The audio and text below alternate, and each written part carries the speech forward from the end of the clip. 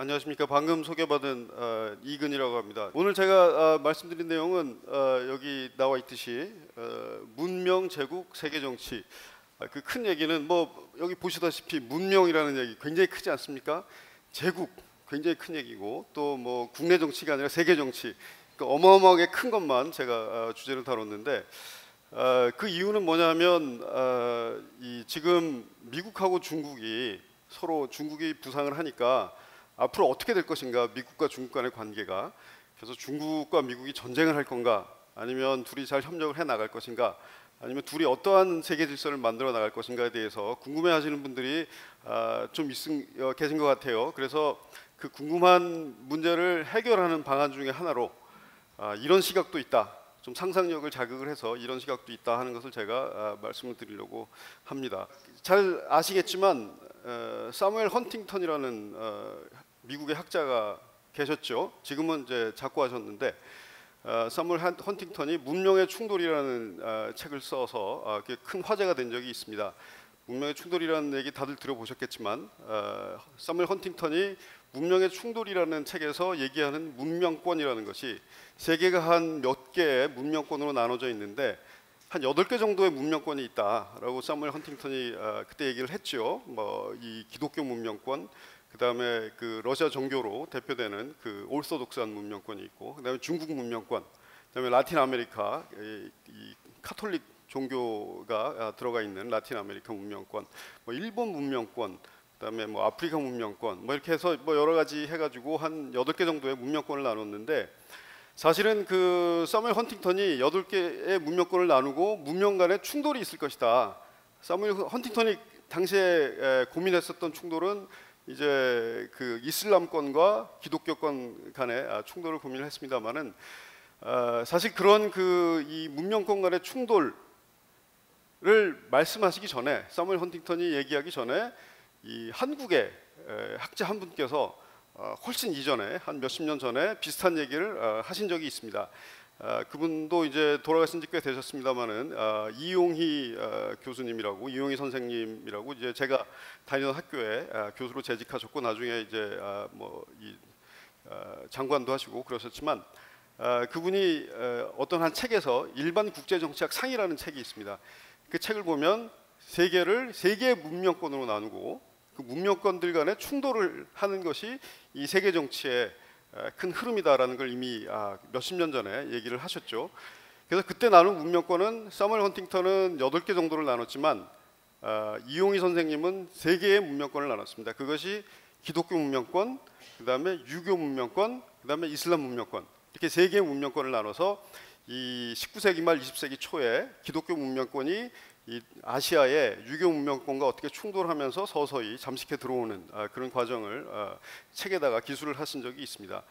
저는 헌팅턴의 의견도 굉장히 중요한 의견이긴 하지만, 이용희 선생님께서 말씀하신 세계의 문명권 간의 충돌과 그다음에 강한 문명권이 이 좀 약한 문명권을 흡수해 나가는 그런 과정을 통해서 지금의 세계 정치를 한번 보고자 합니다.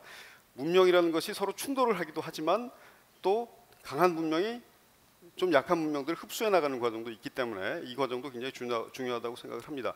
그러면 문명권이라는 게 이용희 교수님께서 말씀하신, 이용희 선생님께서 말씀하신 3개의 문명권, 기독교 문명권, 이슬람 문명권, 유교 문명권, 이렇게 3개의 문명권으로 나눠진다면 이 3개의 문명권의 공통점은 무엇일까?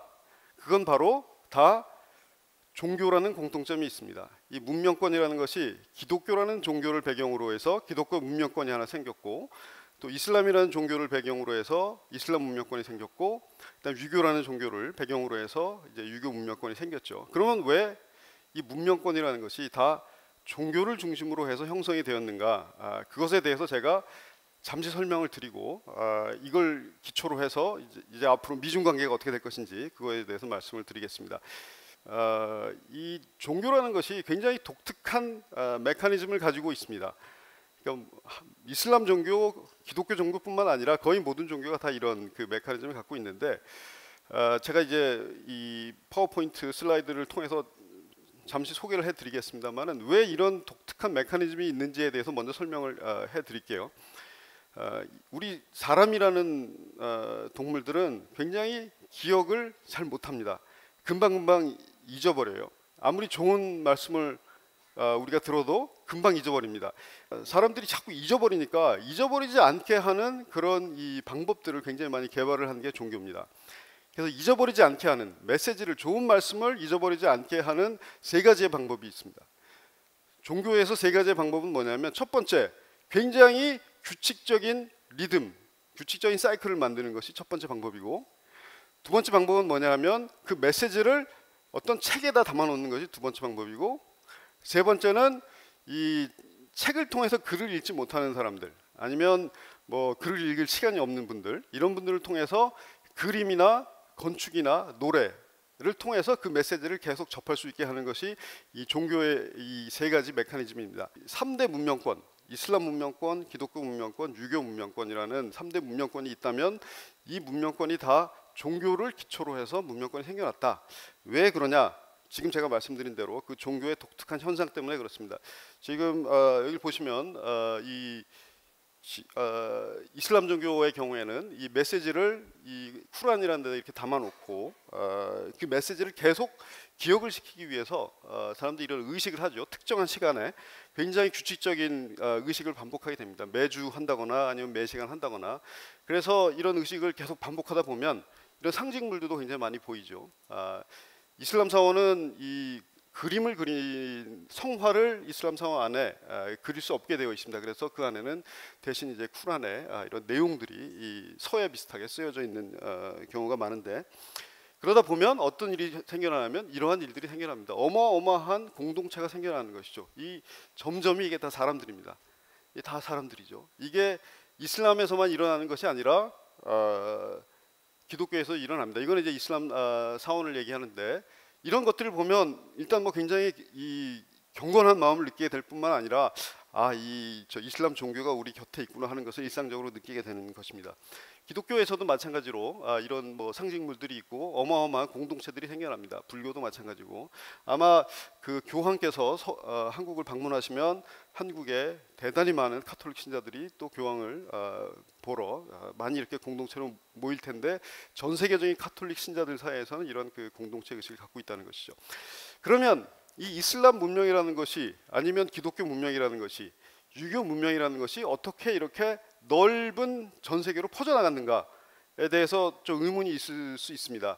그 넓은 전 세계로 퍼져나가는 과정에서 가장 큰 역할을 한 것이 바로 제국입니다.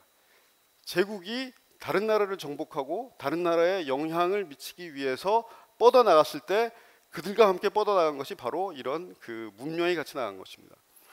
아주 오랜 옛날의 예를 들어보면 뭐 신성 로마 제국이라든가, 로마가 제국을 만들 때 기독교 문명이 같이 갔고, 그다음에 서구의 제국주의 국가들이 아시아나 아프리카나 이런 데로 넘어갈 때 그 같은 기독교 문명이 같이 넘어갔죠. 마찬가지로 이슬람의 경우에는 뭐 들어보셨겠지만 뭐 셀주크 투르크, 뭐 오스만 투르크, 이런 이 제국들에 대해서 많이 들어보셨겠지만, 이런 종교적인 제국들이 퍼져나가면서 그 일대에 커다란 이슬람 문명권을 형성을 했고, 한국의 이 아시아의 이 유교 문명권의 경우에는 말할 것도 없이 중국이라는 제국 때문에 이런 유교 문명권이 생긴 것입니다. 그래서 문명권이라는 것은 종교에 기초하고 있지만 그것을 전 세계로 퍼뜨리는 가장 중심적인 역할을 한 것은 바로 제국이라는 것입니다. 서구의 제국, 그 다음에 그 이슬람 종교를 갖고 있는 종교 제국, 중국이라는 제국인데, 그렇다면 이제 한반도로 우리가 이 그림을 한번 바꿔봅시다. 한반도는 지금 어떤 상황이냐? 이 한반도의 주위에는 소위 말하는 4대 강국이 있습니다. 이 4대 강국은 공교롭게도 옛날에 다 제국을 한 번씩 해본 국가들입니다. 일본도 제국주의 시대 때 제국을 한번 했었고, 그 다음에 중국도 굉장히 오랜 기간 동안 중화 제국이라는 제국을 갖고 있었죠. 그다음에 미국도 뭐 제국으로 분류되지는 않지만 뭐 혹자들은 자유주의적인 제국이다라고 얘기를 하는 사람들이 있고, 러시아의 경우도 과거 제국뿐만 아니라 사회주의 제국을 건설했던, 소련이라는 사회주의 제국을 건설했던 국가죠. 이렇게 제국에 의해서 둘러싸여 있는 것이 대한민국인데, 그렇다면 이 제국들이 제가 아까 말씀드린 대로 어떤 문명을 전파하고 나가고 다른 문명을 흡수한다고 했는데, 한국은 어떤 문명권에 지금 속해 있을까라는 생각을 저희가 해보지 않을 수가 없습니다. 그런데 굉장히 재미있는 사실은 우리가 스스로 생각할 때, 제가 좀 이따 이제 중국에 대해서 말씀드리겠지만, 스스로 생각할 때 우리는 유교 문명권이 아닐까라고 생각을 하시는 분들이 꽤 있을지도 모르겠습니다. 그렇지만 한국은 지금 현재는 서구 기독교 문명권에 들어와 있습니다. 그거에 대해서 제가 조금 간단히 더 말씀을 드리면, 우리가 월화수목금토일하고 일요일 쉬지 않습니까? 왜 뭐 월화일하고 수요일 날 쉬고, 그다음에 뭐 목금이라고 토요일 날 쉬고 이렇게 안 쉬고 월화수목금토일하고 일요일 날 쉽니까? 그거는 하나님이 일요일 날 쉬셨기 때문에 우리가 굉장히 그 기독교적인 영향이 많이 들어와 있는 것이죠. 그리고 크리스마스도 우리가 굉장히 좋아하고, 그다음에 서구의 기독교적인 그림을 보면서 우리가 굉장히 자연스럽게 느끼고, 그다음에 서구의 기독교적인 내용이 많이 들어가 있는 영화라든가 소설이나 이런 것들을 보면서 굉장히 자연스럽게 느끼는 그런 상황이 우리가 이미 되어 있죠. 그다음에 왜 서구적이냐? 우리가 서구적인 이유는 이렇게 양복을 입고 다니지 않습니까? 머리도 이렇게 서양 사람 같이 헤어스타일을 하고 있고, 그다음에 요즘 뭐 성형 수술 같은 거 많이 한다고 하는데, 되게 뭐 코도 높이고 눈도 뭐 크게 하고 하는 게 굉장히 서구적인 얼굴들을 선호하는 그런 상황이 됐죠. 그다음에 이 한국이라는 나라가 돌아가는 시스템을 보더라도 다 서구에서 들어온 이 제도라든가 뭐 관념이라든가 이런 시스템 속에 우리가 많이 들어와 있다는 사실을 알 수가 있습니다. 그래서 한국이 유교적인 문명권이라기보다는 서구 기독교 자본주의 문명권에 많이 들어와 있다라는 걸 말씀을 드리는데, 왜 그런가 하면 우리 사람들이 일상적으로 가장 중요하게 생각하는 것은 바로 먹고 사는 것입니다. 먹고 사는 것은 바로 경제 체제가 어떻게 되어 있느냐가 가장 중요한데, 지금 우리의 경제 체제는 소위 말하는 자본주의 시장 경제 체제라는 것이죠.